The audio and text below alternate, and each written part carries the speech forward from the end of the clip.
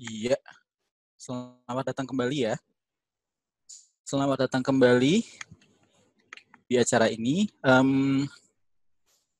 Ya, kita sebentar lagi kita akan masuk kepada sesi demo Archicad dengan Solibri, dilanjutkan dengan tim collaboration dari Pak Januar Arif.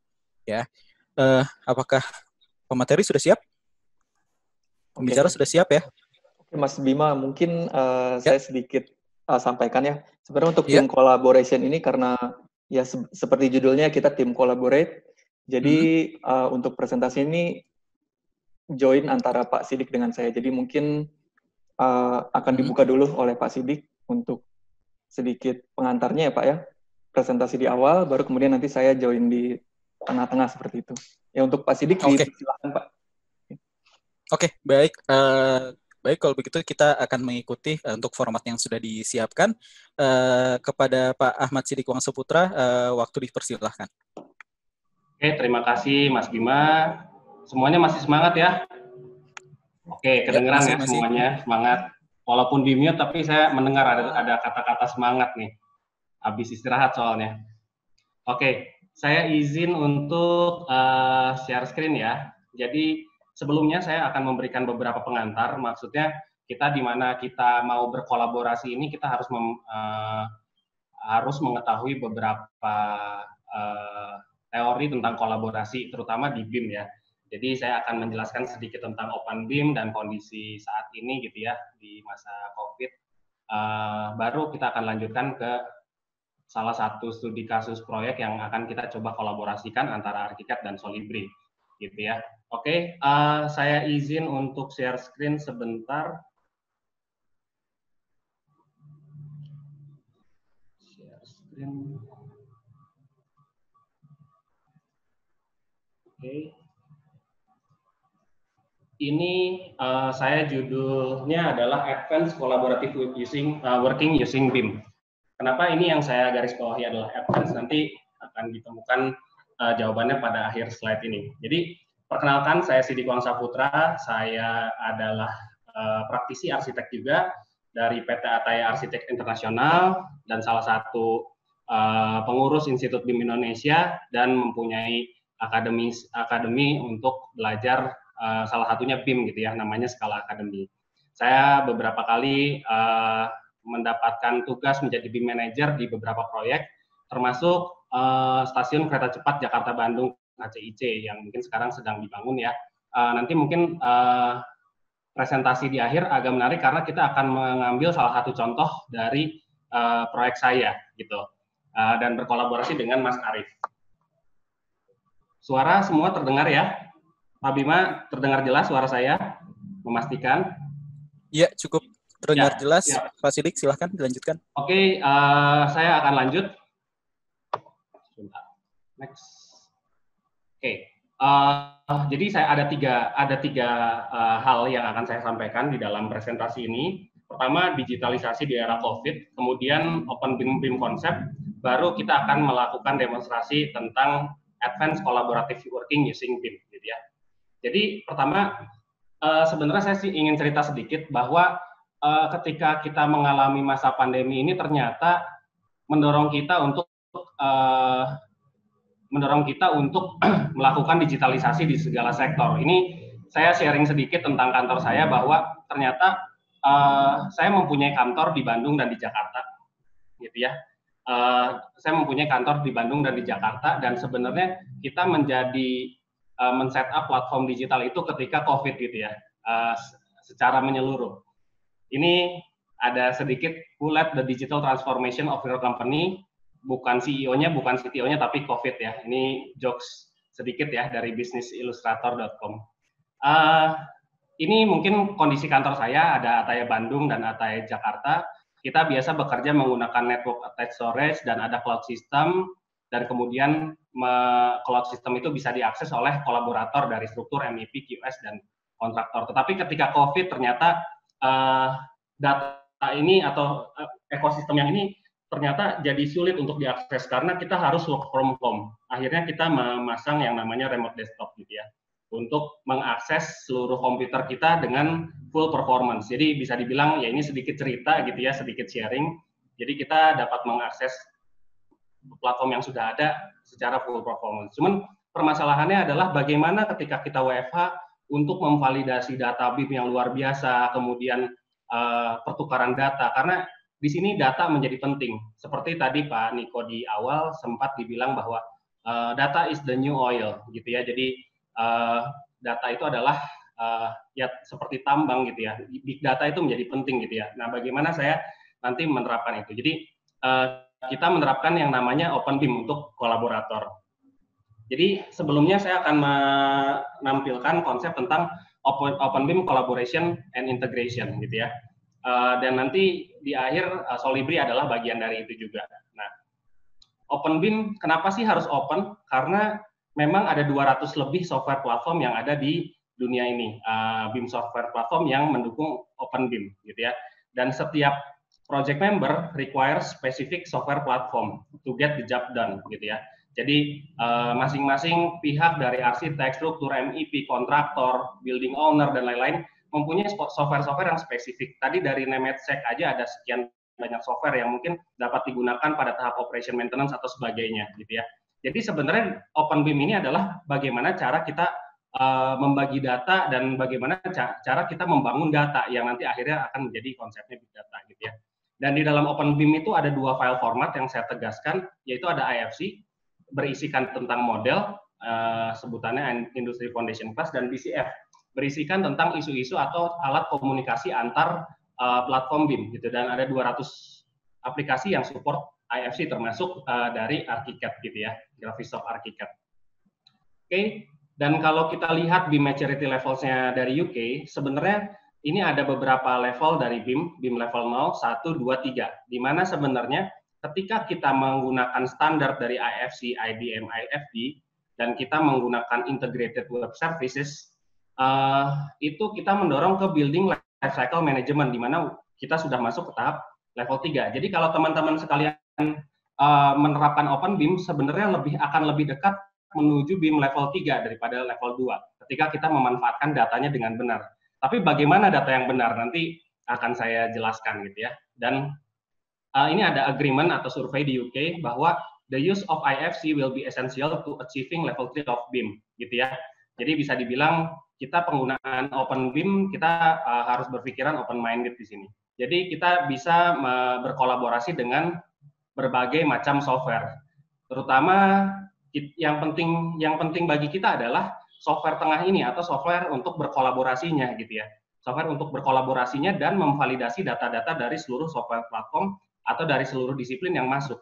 Jangan-jangan data yang masuk dari arsitek atau MEP tidak meet the requirement untuk masuk ke BIM gitu ya. Bagaimana cara kita mengecek BIM? Nah, contohnya ya ini kita masuk ke IFC, struktur, MEP, dan lain-lain, kita dapat berkolaborasi. Ini saya cepat aja. Terus kemudian BIM itu adalah integrasi model, geometri, dan data gitu ya. Jadi bisa dibilang ketika kita checking model, itu bukan hanya geometrinya saja yang kita cek, tapi datanya itu pun kita cek. Karena data itu menjadi sangat penting di dalam BIM untuk mendukung proses BIM yang berkelangsungan dari tahap desain, konstruksi, sampai ke operation maintenance gitu ya. Di mana kita harus mementingkan beberapa hal, yaitu LOD atau level of development, yang di dalamnya ada level of detail dan level of information. Jadi kita tidak hanya mementingkan dari sisi detail, tapi informasinya juga. Jadi collaborate to collect bigger data to maximize capability of BIM. Jadi ketika kita menggunakan Open BIM, kita dapat berkolaborasi secara lebih luas dan mengintegrasikan dari tahap programming sampai ke operation maintenance. Jadi dari mulai programming, design, build, operation and maintenance, bahkan sampai kita connect ke CAFM atau Computer Aided Facility Management gitu ya, dari BIM, dari IFC, dan akhirnya ada namanya COBI, Construction Operation Building Information Exchange, itu di dalamnya IFC ya gitu ya. Jadi ini isinya berisikan data-data yang bisa di-connect dengan IT teknologi gitu ya. Nah, sekarang saya akan menjelaskan sedikit tentang revolusi data untuk building industries, di mana sebenarnya pada building industries itu ada beberapa hal.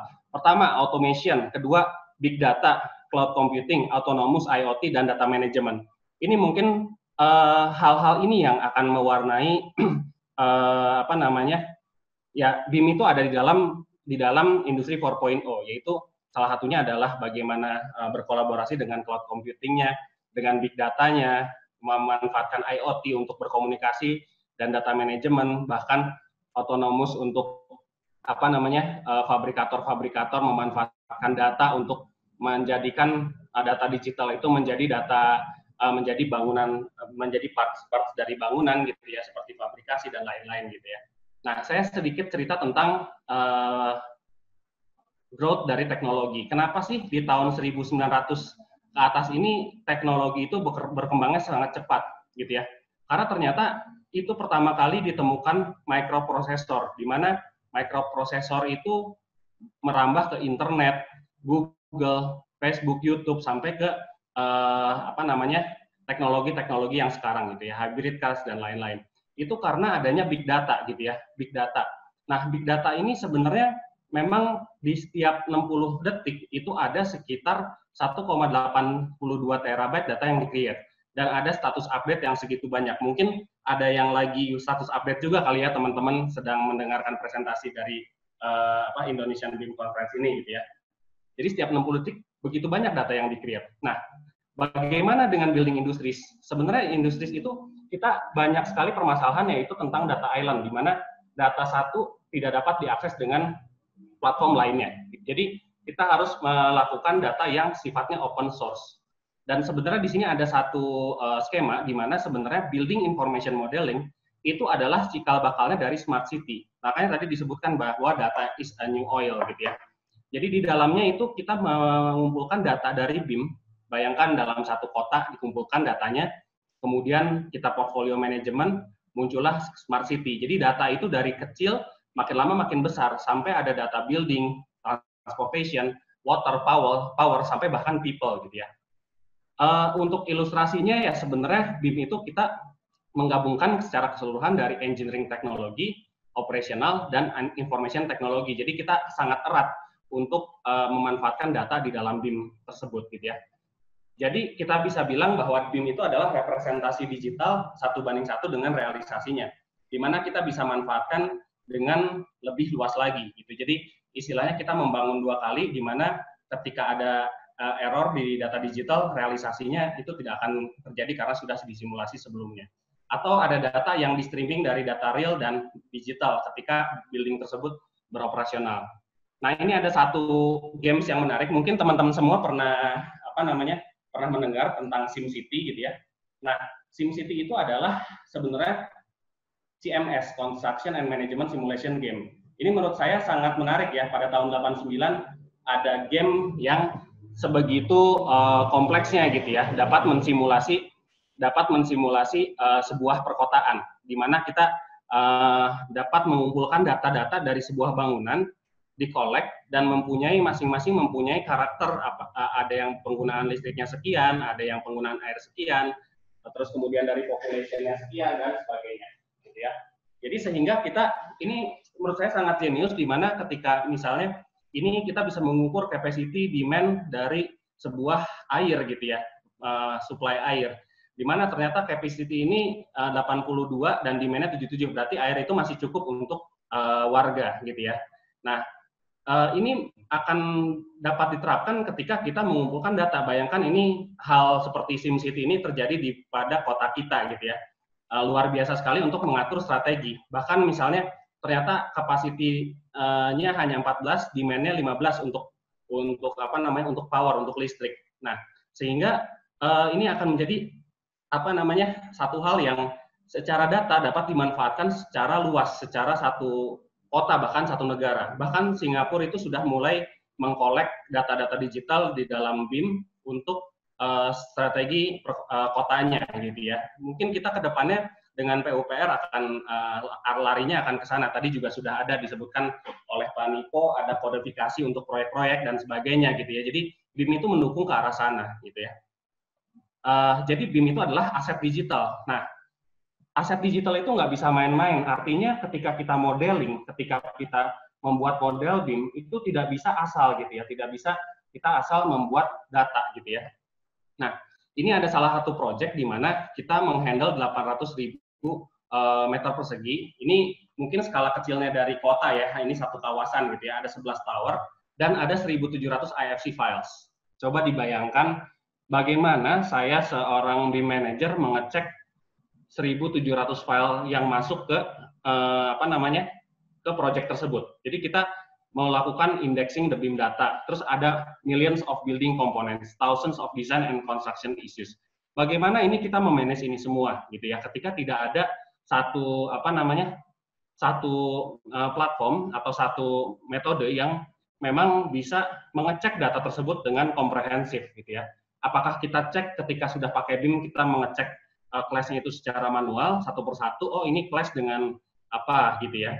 Jadi bisa dibilang sebenarnya di sisi owner, mereka hanya pengen melihat dari sisi bagaimana memanage proyek, kapan kita harus injak gas, kapan kita harus injak rem, ketika ada masalah, muncul warning, ternyata engine check dan sebagainya, apa yang harus dibetulkan, kita menavigasi dan lain-lain, itu adalah yang owner lakukan. Dan BIM itu harus sampai ke owner, dan owner harus bisa mengkontrol itu semua. Jadi kita harus memberikan gambaran atau dashboard untuk project BIM yang berjalan pada saat ini. Jadi kita melakukan dashboard seperti ini dan kita melakukan class checking gitu ya.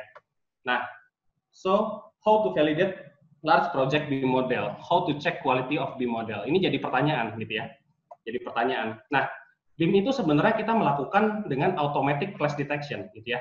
Jadi arsitek, struktur, MEP dan interior melakukan class detection, barulah dikeluarkan data digital. Dan dokumen 2 dimensi itu adalah dokumen pendamping yang dokumen gambar kerja pendamping yang dikeluarkan setelah melakukan class checking, sehingga dokumen tersebut akan menjadi valid gitu ya, dan tidak minim class gitu ya. Tapi balik lagi, apakah class itu cukup gitu ya? Apakah class checking itu cukup? Sebenarnya ada lebih banyak masalah dibanding class di dalam sebuah proyek dan perencanaan gitu ya. Jadi ini saya akan sharing tentang Solibri gitu ya. Class checking biasa itu sebenarnya dia hanya intersection between elements. Misalnya ada kolom ketemu kaca gitu ya, atau ketemu jendela dan ternyata kolomnya membesar, jendelanya harus mengecil. Misalnya itu class checking. Atau enggak ada balok ternyata tertabrak oleh pipa. Apakah balok yang dibolongi atau pipa tersebut boleh belok? Ketika pipanya belok itu harus turun. Nah itu adalah class checking. Tetapi Solibri ini adalah sebenarnya sistem advanced class checking, di mana dia bisa melakukan intersection between elements, terus kemudian quality dari model juga bisa dicek gitu ya. Komponen bisa dicek, defisiensi, clearance, atau spatial checking. Nah, clearance ini cukup penting. Misalnya nanti ada elemen-elemen yang berada di depan yang mengganggu secara visual misalnya. Itu bisa dicek. Atau misalnya clearance yang kurang dari untuk basement kurang dari 2350 dia akan langsung deteksi. Secara elemen tidak clash, tapi secara sistem itu tidak dapat bekerja, mobil tidak akan dapat masuk ke dalam basement tersebut ketika ternyata floor to ceilingnya atau clearance-nya hanya misalnya 2 meter gitu ya. Jadi mobil-mobil itu mungkin ada antenanya yang patah dan sebagainya gitu. Terus kemudian kita bisa melihat information checking, space requirement, dan ini yang space requirement ini sangat menarik menurut saya gitu. Jadi kita bisa melakukan deteksi terhadap benda apa saja yang kurang ditaruh di ruangan tersebut gitu ya misalnya. Nah, ini typical BIM workflow. Misalnya kita menggunakan ArchiCAD, ada architectural model, struktural model, MEP model, terus kemudian kita melakukan class checking gitu ya, dan mengeluarkan class report. Ini hanya sekedar class checking ya. Nah, ketika kita menggunakan Solibri itu sebenarnya model dari masing-masing disiplin itu dapat divalidasi gitu ya, dapat divalidasi dari dari modelnya itu sendiri, dari secara disiplin ilmunya sendiri gitu ya. Apakah ada kaidah-kaidah yang melanggar kaidah arsitektur misalnya? Apakah ada pintu yang kurang dari sekian, atau misalnya ada modeling ruangan yang terlalu rendah dan lain-lain gitu ya? Itu dapat dideteksi gitu ya. Dan kemudian barulah dilakukan model checking secara kolaboratif gitu ya. Secara kolaboratif dan secara antar disiplin dari arsitektur, struktur, dan MEP gitu ya. Multidisiplin model checking. Nah, ini kita masuk ke bahasan yang intinya gitu ya. Advanced Collaborative Working Using BIM gitu ya. Di mana sebenarnya ini ada salah satu project gitu ya yang sedang dikerjakan, itu ada Halim Station. Ini kita menggunakan beberapa software gitu ya. Ini membuktikan bahwa maksudnya dari sisi OpenBIM kita melakukan interoperability antar software yang baik gitu ya, dimana sebenarnya ini kita mempunyai bentuk atap yang cukup luar biasa, terus kemudian mempunyai model yang kompleks dan sistem MEP yang cukup kompleks. Biasanya kalau misalnya office tower itu MEP-nya tipikal melalui shaft ke atas, tapi kalau ini stasiun itu dia horizontal, jadi banyak mengenai fungsi-fungsi ruang dan mengenai apa namanya area atap yang mungkin bentuknya juga cukup rumit gitu ya. Nah, jadi saya melakukan integrasi pertama ya, melakukan integrasi dari ArchiCAD dan Rhino dan Grasshopper gitu ya. Nah, ini di mana sebenarnya Rhino Grasshopper ini adalah sebuah visual scripting yang kita lakukan ini mempunyai bentuk atap yang fluid, kemudian kita connect dengan kita connect dengan BIM-nya nanti. Jadi dia akan mencari join-join terdekat, misalnya saya ulang sedikit ya, tadi ilustrasinya dilihat sebelah kiri, dia akan mencari join-join terdekat terhadap bentuk atap yang cukup unik gitu ya. Sehingga yang saya lakukan adalah saya membuat logika script gitu ya, menggunakan Grasshopper. Nah, jadilah seperti ini gitu ya, antara Grasshopper, Rhino dan ArchiCAD gitu ya. Apalagi sekarang masuk fitur baru tadi Param Nodes ya, jadi mungkin bisa improvement lagi untuk parametric object di dalam BIM-nya gitu ya. Nah, ini dari Rhino, Grasshopper, dan ArchiCAD ini saling integrasi. Jadi kalau bisa dilihat ini ada 3 layar gitu ya. Ada 3 layar di mana sebenarnya kalau kita lihat ini ada sebuah informasi, ini ada balok gitu ya, dan sebelah kiri dia mengenerate secara otomatis gitu ya. Kita lihat penampang sampingnya di-generate, kemudian rusuk-rusuk atapnya juga akan di-generate gitu ya. Rusuk-rusuk atap di-generate secara otomatis. Jadi saya tidak memodelkan atap tersebut satu persatu gitu ya. Jadi model atap itu tidak satu persatu dan ini terkoneksi antara satu dengan yang lainnya, sehingga ketika saya melakukan revisi geometri sedikit, misalnya sudutnya kurang curam dan sebagainya, dia akan mengenerate secara keseluruhan di model BIM-nya dan akan menjadi native element balok yang dapat dihitung dalam kuantitinya nanti gitu ya. Jadi ini kita bisa lihat masuk ke dalam gitu ya, masuk ke dalam. Nah, ini ada bentuk atap yang seperti itu. Melihat proyek yang sangat rumit ini gitu ya, kita juga melakukan untuk memvalidasi model tidaklah mudah gitu ya, tidak seperti proyek-proyek pada umumnya gitu ya. Jadi ini kalau kita lihat ada stasiun-stasiun lain yang memang bentuk atapnya juga cukup unik gitu ya. Dan yang akan kita coba demonstrasikan itu adalah stasiun yang di Karawang gitu ya. Ini ada Karawang Station gitu ya, dengan bentuk atap yang sebenarnya cukup fluid juga gitu ya, dengan model model kolom V. Ini juga ada Walini dengan dia model kolom yang menurun sampai bawah gitu ya. Ini yang di Bandung di Tegaluar. Kita akan mencoba Karawang Station. Sama ini menggunakan Graphisoft ArchiCAD, terus Rhino Grasshopper dan Solibri. Nah, pada saat ini saya akan memberikan waktu untuk Mas Arief gitu ya, untuk mendemonstrasikan bagaimana pembentukan model di ArchiCAD untuk terutama ini kita akan membentuk model struktur gitu ya, model struktur yang cukup unik gitu ya. Silakan Mas Arief. Oke Pak, terima kasih. Nah, oke teman. Ya, sudah bisa dimulai ya Pak. Ya. Oke teman-teman semua, nah di sini kalau kita lihat ya, kita sudah buka ini untuk tadi yang dijelaskan oleh Pak Sidik. Ini model dari Karawang Station, sudah dibuka di authoring tools-nya yaitu ArchiCAD. Nah di sini kalau kita lihat ini model arsitektur, kemudian kita masuk ke struktur nih. Nah untuk struktur ini kita akan coba menambahkan bagian kolomnya.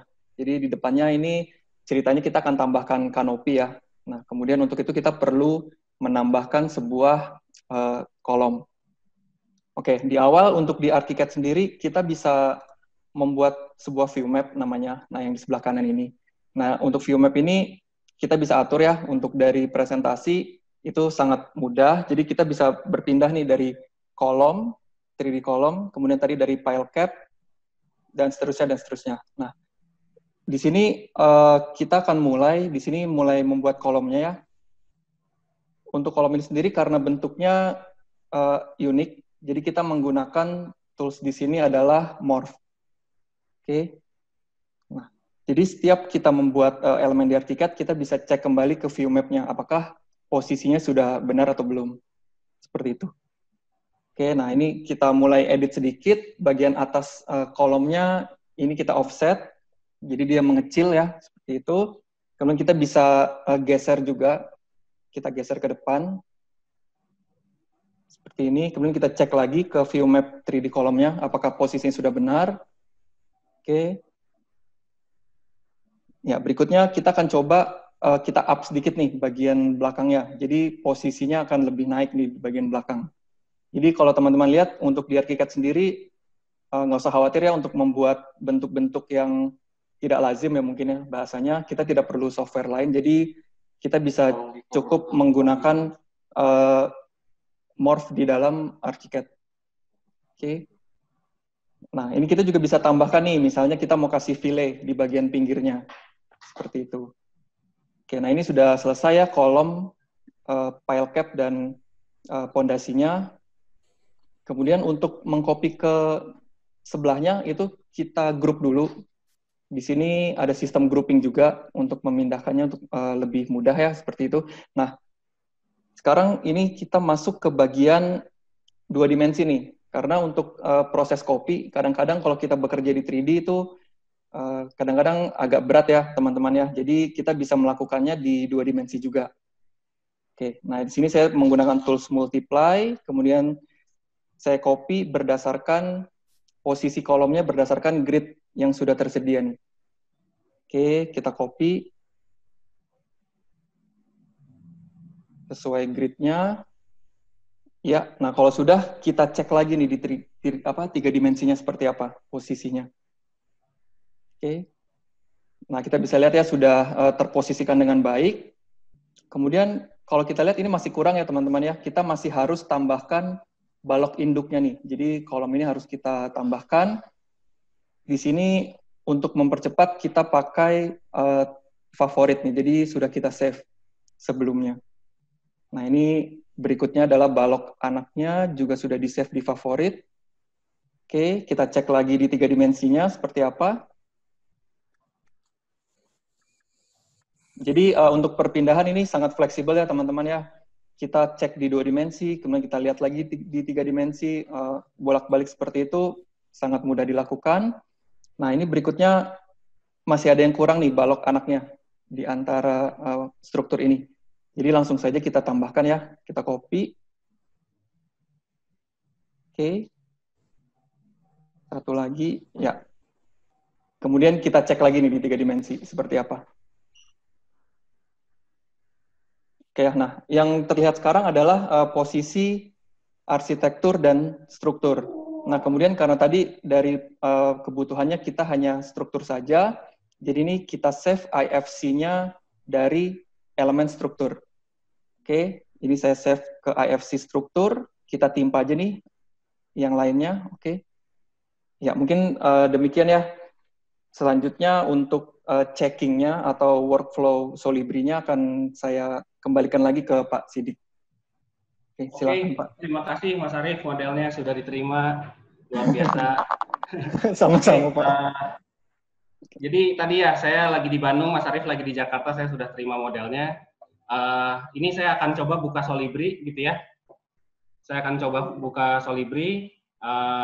Jadi Solibri ini sebenarnya satu software checking di mana kita dapat mengcombine beberapa model. Kalau tadi kita lihat bahwa model tersebut belum ada model atapnya, gitu ya. Jadi di sini kita mengcombine beberapa model dari arsitektur, struktur, MEP, roof, dan lain-lain. Jadi sehingga kita perlu mendefinisikan disiplin ilmunya untuk melakukan checking, gitu ya. Jadi kalau kita lihat di sini ada sekitar beberapa file, gitu ya. Ada model arsitektur, saya rubah jadi ada model electrical, HVAC, plumbing, struktur, kemudian sprinkler dan roof gitu ya. Jadi kita lakukan gitu ya, walaupun penutup atapnya nggak saya load ini ya, hanya sampai struktur roof gitu ya. Jadi ketika kita melakukan, kita langsung melakukan model checking gitu ya. Di sini ada model checking, di sini kita bisa melakukan banyak sekali checking. Yang pertama, architectural checking. Architectural checking ini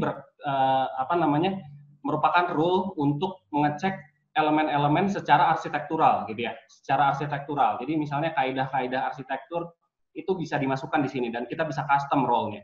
Kemudian untuk BIM coordination, yang BIM coordination itu kita dapat melakukan checking antar disiplin. Kemudian BIM validation dari mulai arsitektural, facility management atau FM, MEP, struktural. Jadi model itu dan informasi itu akan divalidasi dan dicek, gitu ya. Dan kita ceknya sekaligus, gitu. Kita hanya running saja. Kemudian bisa energy analysis dan quantity take off. Nah, ini rule set yang akan dilakukan. Ada validation, ada general space check, sama intersection between architectural components misalnya. Kita bisa mengklik beberapa rule set. Ini kita coba running, dan ketika running, itu ada beberapa task gitu ya. Jadi mereka punya workflow sendiri ketika sebelum running masuk ke checking, itu pertama kita harus membuka model dengan minimal ada arsitektur. Ketika misalnya kita masuk ke BIM collaboration, arsitektur, struktur, AC, building service, electrical, heat, ventilation, plumbing, dan lain-lain gitu ya. Itu sudah dicoret otomatis sama Solibri. Dan kemudian ternyata model elemen MEP ini belum benar karena klasifikasinya belum masuk gitu ya. Jadi dia akan mengetahui bahwa ternyata model yang dimasukkan ke dalam Solibri ini belum meet the requirement gitu. Jadi tidak bisa dicek secara menyeluruh gitu ya. Oke, kita masuk rule set. Pertama kita akan melakukan validasi. Validasi dari modelnya dulu dan arsitektural. Ini kita tinggal running aja. Di sini ada beberapa status, ada yang warna merah, orange, kuning, silang, dan checklist ya. Kalau yang merah itu dia sebenarnya critical, terus udah gitu yang orange itu moderate, kalau yang kuning low. Jadi ada status-status yang low gitu ya. Dan ini canggihnya adalah kita bisa mengecek beberapa hal yang bukan hanya class gitu ya. Ini kita sudah load gitu ya. Dan ternyata setelah dicek gitu ya, model dari Pak Arief itu secara model strukturnya sudah oke gitu ya. Dia mempunyai building floors yang penamaannya baik, model hierarkinya bagus gitu ya.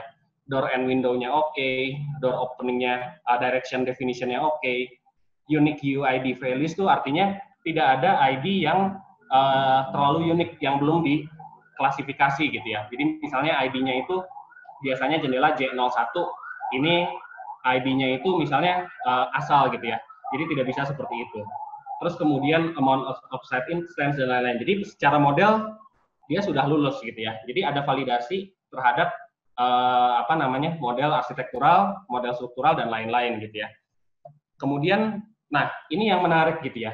Ini ada beberapa rule set gitu ya, di mana ada namanya komponen check gitu ya. Komponen dimension, di mana wall dimension should be sensible. Artinya dia harus sensible, ukuran wall itu harus sensible gitu ya. Dia bisa mengecek bukan hanya class, tapi ternyata tidak make sense nih dinding dengan tinggi sekian gitu ya. Dari wall height-nya, thickness-nya, length-nya, dan lain-lain. Termasuk door and window openings must have at least minimal space. Ternyata dari model model tadi, door width-nya itu atau lebar pintu ada yang tidak masuk. Ini ada yang kuning nih, severity parameters-nya, atau dia ternyata dicek ada yang kuning. Ternyata kenapa ya? Gitu. Kita coba running gitu ya. Nah, ternyata dari model itu, door width yang kuning itu ternyata ada yang value property-nya width-nya hanya 600 gitu ya. 600 mm ya, ini mungkin cubicle toilet gitu. Dimana sebenarnya standarnya orang masuk tuh 60, jadi harusnya minimal mungkin 610 gitu ya. Nah, jadi kita bisa mengecek bahwa ternyata ada pintu yang kurang dari standar. Nah, inilah yang saya bilang advanced class checking, di mana sebenarnya class checking biasa itu tidak akan bisa mengecek hal-hal seperti ini gitu ya. Dia hanya mengecek intersection, tapi ini dari sisi desain juga dapat dicek gitu ya. Aturan-aturan dapat kita cek. Ini kita mark as reject gitu ya. Kita reject gitu ya.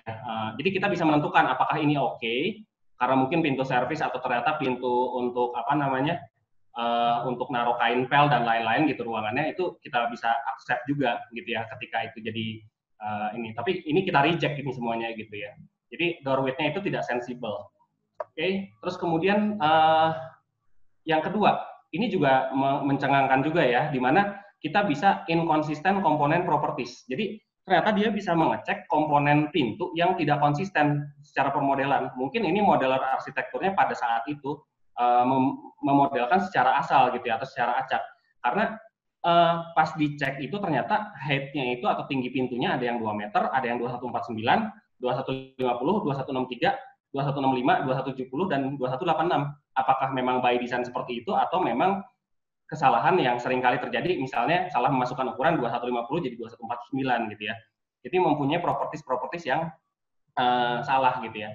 Jadi itu dapat dilihat. Ini kita coba running gitu ya dari model door window dimension must be in consistent. Ini ada beberapa window yang tidak konsisten secara tinggi gitu ya. Secara tinggi tidak konsisten, di mana tinggi-tingginya ini tidak seragam gitu ya. Ada beberapa pintu gitu. Oke, terus kemudian yang ketiga, clearance in front of windows. Nah, ini juga cukup menarik ya, gitu ya. Karena dia bisa mengecek di depan window itu tidak boleh ada area yang menghalangi, ada elemen yang menghalangi, gitu ya. Contoh misalnya gini, ini kita punya parameter, jadi rule parameternya ini dapat kita set secara manual, gitu. Kita mau ada elemen itu di depan window itu berapa meter, gitu, atau berapa ini, gitu ya, clearance-nya. Atau seorang atau sebagaimana gitu, tergantung dari kita ya. Kita bisa set rules-nya, dan kemudian ini contohnya ada fire suppression terminal pipe fitting to close to window component. Artinya ada elemen MEP yang terlalu dekat dengan window gitu ya. Kita akan coba cek gitu ya. Nah, ini kita coba cek, ternyata banyak elemen yang seperti itu. Elemen MEP kita cek, dan ternyata ada elemen MEP di depan window gitu ya, yang sebenarnya secara class juga tidak class ya, tetapi secara visual ini sangat mengganggu gitu ya. Jadi kita bisa mengecek hal-hal tersebut. Nah ini beberapa elemen gitu ya, beberapa elemen bahwa secara visual dapat ini gitu ya, dapat mengganggu.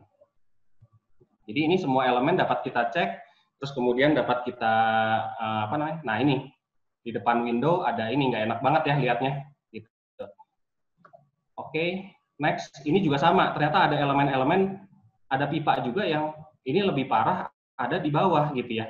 Gitu. Ini adalah model sebelum kita revisi ya, yang sekarang sebenarnya sudah terlaksana dengan baik gitu, penempatan MEP-nya gitu. Ini hanya contoh kita mengambil file yang cukup lama.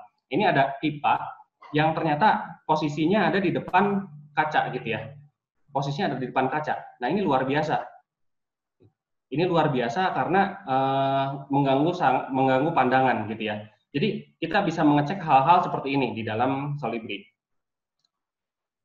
Oke. Terus kemudian, nah ini juga sama secara BIM model, structure component model in architectural BIM model. Di mana sebenarnya harusnya tadi kan Arif melakukan model struktur ya. Ternyata model arsiteknya itu masih mengekspor model, misalnya masih mengekspor model kolom gitu ya. Kadang-kadang ketika kolom jadi double, mungkin secara volume atau secara objek jadi ada yang bertabrakan gitu ya, ada dua gitu. Ini juga sama, dia bisa mengecek mana saja elemen-elemen yang salah masuk file gitu. Ini termasuk harusnya elemen untuk dikolaborasi. Kalau di arsitektural nggak apa-apa, tapi kalau dikolaborasi, model kolom yang versi arsitek itu harus di take out karena itu miliknya struktur nanti pada model akhirnya. Jadi kita dapat memvalidasi hal-hal tersebut gitu ya. Jadi ini cukup advance. Bahkan ini yang luar biasa adalah bagian space dan MEP gitu ya. Bayangkan software ini dapat mendeteksi bahwa ketika kita membuat rules di electrical room tidak boleh ada pipa atau ducting gitu. Itu mungkin kaidah-kaidah MEP ya, di mana akan menyebabkan mungkin nanti konsleting dan lain-lain gitu ya kalau dilalui gitu ya, menimbulkan resiko. Jadi dia bisa mendeteksi bahwa di ruang tersebut tidak boleh dilalui oleh pipa dan ducting gitu. Dan ini sebenarnya model ini sudah oke gitu ya. Jadi dia bisa mengecek bahwa ternyata di electrical room itu tidak ada pipa atau ducting yang melewati electrical room tersebut gitu ya. Nah, atau ventilation room has to have drainage. Jadi ruang ventilasi harus ada drainasenya, misalnya seperti itu. Jadi kita bisa membuat hal-hal seperti itu. Bahkan ini mungkin saya rasa sangat berguna pada proyek-proyek rumah sakit ya. Kalau rumah sakit itu banyak requirement ruang yang spesifik, di mana antara arsitektur dan ME ini harus saling cross check apakah sudah ada ruang ini ya, sudah ada drainase, misalnya jalur untuk membuang darah dan sebagainya gitu di proyek rumah sakit. Jadi ini saya rasa ini cukup baik ya. Dan kerjaan kita sebelum checking model ini adalah kita membuat sebuah rules atau sebuah peraturan untuk mengecek model itu tersendiri. Dan ini mungkin setiap project ini bisa unik gitu ya, bisa berbeda-beda gitu. Nah, terus kemudian ini juga sama, building services architectural component. Jadi ada clash antara misalnya ini building services dan door atau window dan beam, column dan lain-lain. Dan dia akan langsung, tadi kita running di awal, langsung melakukan seluruh komponen itu langsung dicek gitu ya. Di sini ada 165 critical severity, ada 264 moderate, dan ada 600 low severity gitu ya. Yang low itu seperti tadi, misalnya kayak secara visual ya, secara visual misalnya pipanya tidak menabrak tapi mengganggu pandangan atau berada di clearance tertentu. Nah itu luar biasa ini ya, membantu. Jadi ketika kita checking model, ada semacam quality assurance di mana ketika kita mau bypass model tersebut nanti ke tim kontraktor, isu ini harus sudah hilang gitu ya, harus sudah hilang dan sudah tidak ada permasalahan lagi gitu ya.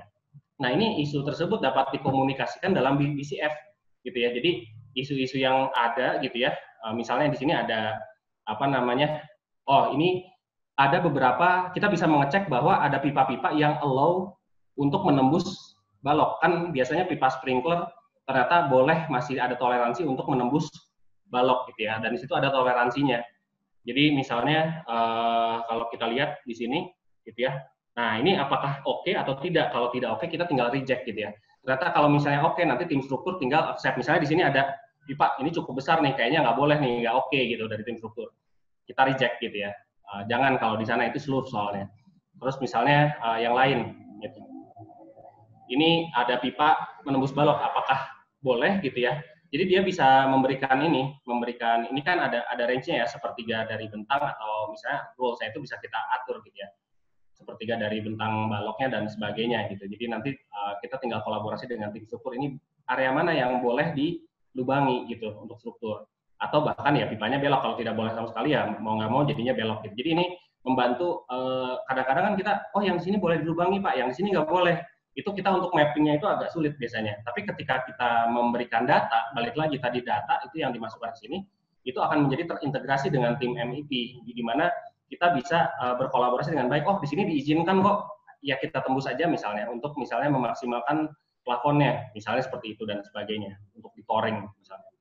Nah, terus ini tadi komunikasi kita bisa save ke BCF gitu ya, BCF, dan nanti larinya ke performance dashboard yang tadi saya sebut di awal gitu ya. Kita bisa melihat berapa banyak isunya dan sebagainya gitu ya. Dan ini ceritanya ada clearance issue juga yang tadi dibuat oleh Mas Arief. Mohon maaf ini salah Mas Arief, harus revisi Mas Arief, karena modelnya ternyata dia berada di depan pintu, mempunyai clearance yang kurang dan tidak match dengan bentuk atapnya gitu ya. Jadi tolong Mas Arief dibenahi. Silakan. Oke, Mas Arief. Kebetulan tadi saya sudah dapat report dari BCF-nya Pak ya. Jadi ini langsung saya edit nih Pak. Langsung saya majukan Pak kolomnya seperti itu. Nah ini posisinya yang sudah diedit ya. Saya langsung saja save lagi nih IFC-nya, IFC strukturalnya. Seperti ini, saya masuk dulu. Oh, sudah dimajukan ya Pak ya? Ah ya sudah maju Pak, tenang Pak. Nah ini kita lihat ya berdasarkan elemen arsitektural, kemudian layernya saya pindah ke struktural. Seperti ini, saya save lagi sebagai IFC. Nah ini saya override aja nih yang tadi sudah di-save. Kemudian langsung saya kirim ya Pak ya ke Bandung, seperti itu. Oke, siap. Terima kasih Pak. Oke Pak. Internet saya sangat cepat Pak. Oke, silakan Pak Sidik. Ya sudah terima. Oke, jadi sekarang saya akan coba checking lagi gitu ya di Solibri. Kita dari model yang tadi, kita langsung update dari model yang dikirimkan oleh Pak Arief gitu ya. Kebetulan saya sudah terima di Bandung. Jadi kita update model, kemudian di sini kita coba buka ya, dan ketika model itu kita load, dia akan terupdate gitu. Jadi kita bisa tracking model dari waktu ke waktu ya. Dan ini terima kasih Pak Arief, sudah benar posisinya, fondasi file cap-nya juga sudah baik gitu ya, sudah baik. Jadi bangunan ini sudah cukup oke lah gitu ya, sudah cukup oke untuk dilaksanakan nantinya di lapangan gitu. Jadi kira-kira seperti itu untuk kolaborasinya. Jadi sebenarnya kita dengan Solidly ini kita harus memaksimasi BIM potensial gitu ya. Karena sebenarnya potensial dari BIM itu, if we can plan BIM in the most efficient way, we have the potential of for huge time and cost saving gitu ya. Ini dari UK government, dia bisa save project dalam tahap desain itu 50% dari sisi waktu, konstruksi 33 dan 20% operate. Dan sebenarnya tadi saya mendemokan bahwa ketika kita dapat memvalidasi model secara otomatis gitu ya, model itu ketika kita cek manual, walaupun kita sudah menggunakan BIM, ternyata kita cek manual ID-nya satu persatu misalnya. Oke, ternyata ID-nya ada yang kurang, kita bolak-balik dan sebagainya. Tetapi ketika kita menggunakan tools yang tepat, kita dapat mereduksi dari sisi waktu. Jadi untuk time saving gitu ya, time saving dari sisi waktu untuk checking gitu ya. Dimana bukan hanya checking secara class, tapi secara desain atau secara miss dari modeling itu benar-benar dapat dicek, sehingga model BIM yang dapat diterima oleh pihak owner gitu ya, nantinya benar-benar mereka memiliki quality assurance gitu terhadap di model tersebut. Jadi sering sekali disebut bahwa BIM adalah quality assurance, tetapi kalau prosesnya itu mungkin tidak optimize, mungkin bisa jadi model BIM yang diterima itu masih tidak baik gitu ya. Jadi kalau model BIM itu bisa dibilang garbage in, garbage out. Ketika modelnya sampah, mau diolah di kemudian hari, misalnya di kontraktor, nanti Pak Danu dari Wika tadi nanti kan ada pembicaraan gitu ya, ada materi juga, mungkin tidak bisa diolah untuk 4D, 5D dan lain-lainnya karena data yang dikasih oleh konsultan itu juga tidak baik, dan banyak sekali orang yang masih awam untuk mengecek data dari BIM itu sendiri. Mungkin dari sisi geometri oke gitu ya, oh ini geometri salah, ini posisinya salah, tetapi data sendiri bagaimana cara kita mengeceknya dengan cepat jika ada ratusan atau jutaan building components di dalamnya gitu ya.